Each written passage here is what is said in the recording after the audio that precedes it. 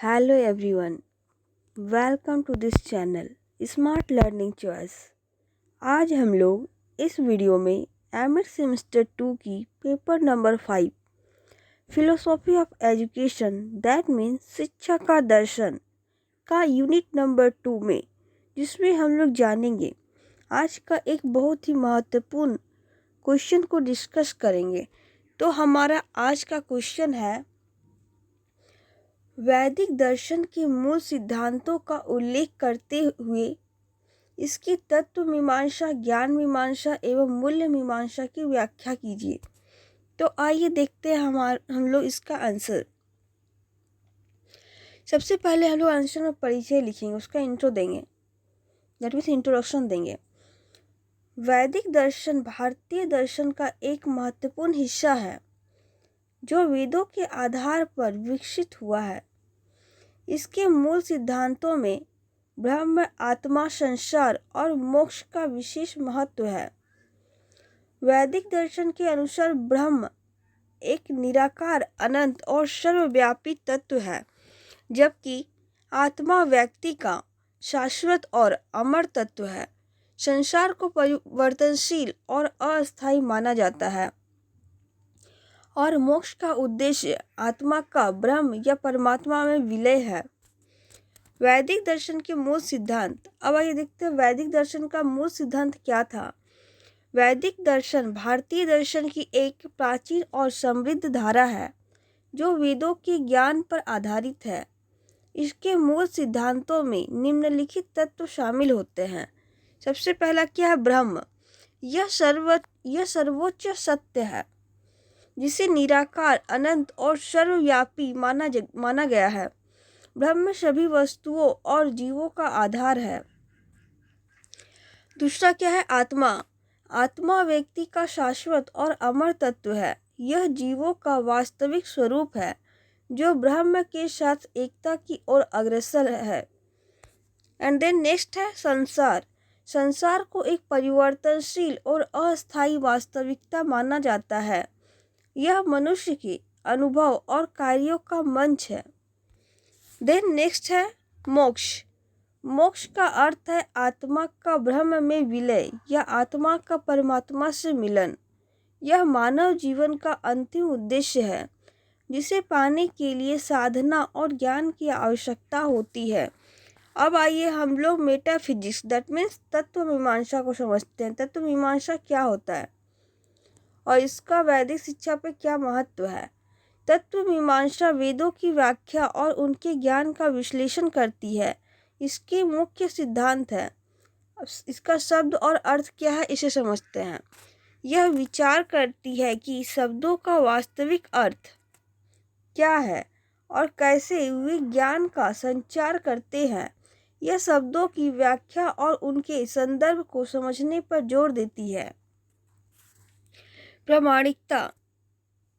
तत्व मीमांसा वेदों को ज्ञान का सर्वोत्तम या सर्वोच्च प्रमाण मानती है। इसका मुख्य उद्देश्य वेदों के आदेशों और निर्देशों का सही व्याख्या करना है। अब वेदों का अध्ययन यह वेदों के पाठ, उनके अर्थ और उपयोग के तरीकों का गहन अध्ययन करती है जिससे जीवन के विभिन्न पहलुओं को समझा जा सकता है। अब आइए हम लोग देखते हैं तत्व मीमांसा, इसमें क्या क्या और आगे क्या है। इसमें दर्शन के निम्नलिखित 5 भाग होते हैं। पहला है आत्मा संबंधी तत्व मीमांसा। आत्मा क्या है? जीव क्या है? आत्मा का जीव से क्या संबंध है? देन नेक्स्ट क्या है? ईश्वर संबंधी तत्व मीमांसा। ईश्वर के अस्तित्व, उसके स्वरूप का इसमें स्टडी किया जाता है। उसकी एक रूपता या अनेक रूपता, ईश्वर एक है या अनेक है ये हम लोग जानते हैं। ईश्वर का अस्तित्व है या नहीं है ये भी हम लोग देखते हैं। इसके अंतर्गत ईश्वर एक है या अनेक है, ईश्वर का स्वरूप कैसा है, ईश्वर का अस्तित्व है या नहीं है, ईश्वर का अस्तित्व है तो उससे संबंधित प्रश्न। देन नेक्स्ट है सृष्टि संबंधित तत्व।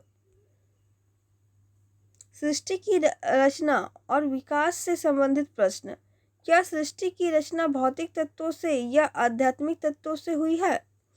ये सब हम लोग क्या करते हैं, तत्व मीमांसा में पढ़ते हैं।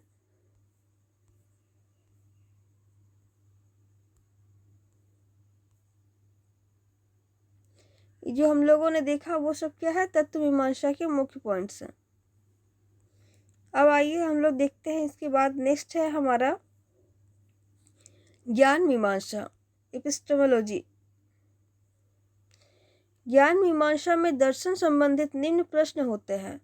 पहला क्या है, ज्ञान की उत्पत्ति, उसकी संरचना, प्रकृति और उसकी सीमाओं के बारे में अध्ययन किया जाता है।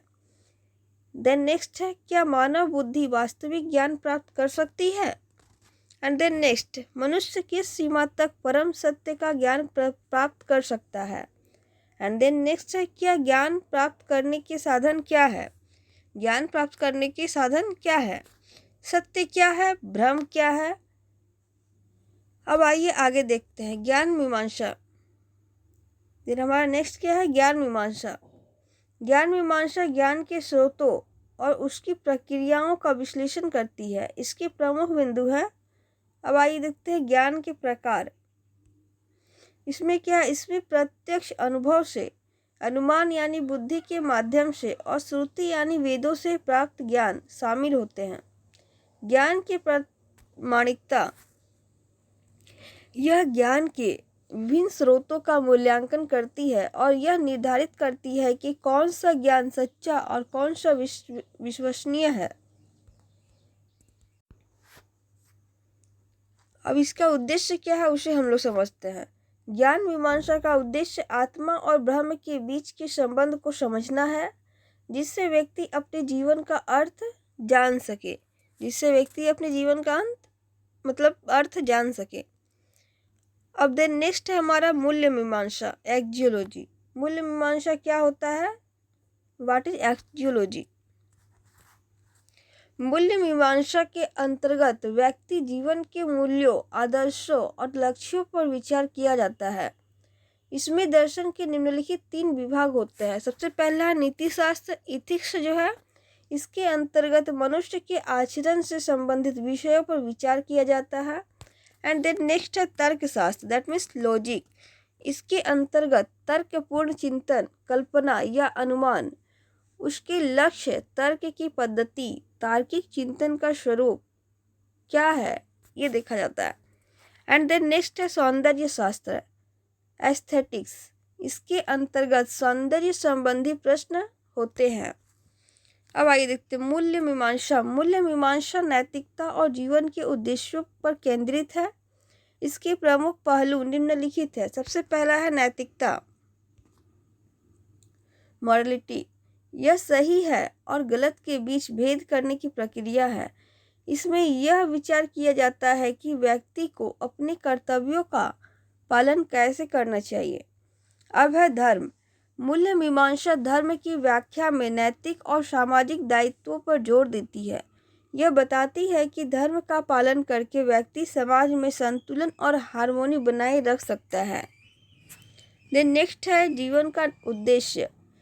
इसमें जीवन का उद्देश्य क्या होता है, यह व्यक्ति के जीवन के अंतिम उद्देश्य, दैट मीन्स मोक्ष पर ध्यान केंद्रित करती है। इसके माध्यम से व्यक्ति को यह सिखाया जाता है कि कैसे नैतिकता और धर्म का पालन करके आध्यात्मिक विकास किया जा सकता है।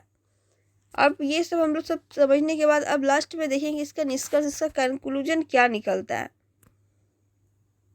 वैदिक दर्शन के ये तीनों पहलू, तत्व मीमांसा, ज्ञान मीमांसा और मूल्य मीमांसा, आपस में गहरे संबंधों में है। ये सिद्धांत जीवन के विभिन्न आयामों को समझने में सहायक है और व्यक्ति को आध्यात्मिकता, नैतिकता और ज्ञान के मार्ग पर आगे बढ़ने की प्रेरणा देते हैं। वैदिक दर्शन न केवल दार्शनिकता का एक क्षेत्र है, बल्कि यह मानव जाति को सार्थकता और उद्देश्य प्रदान करने का एक माध्यम भी है। देन इसके साथ हमारा ये क्वेश्चन आज का कंप्लीट होता है।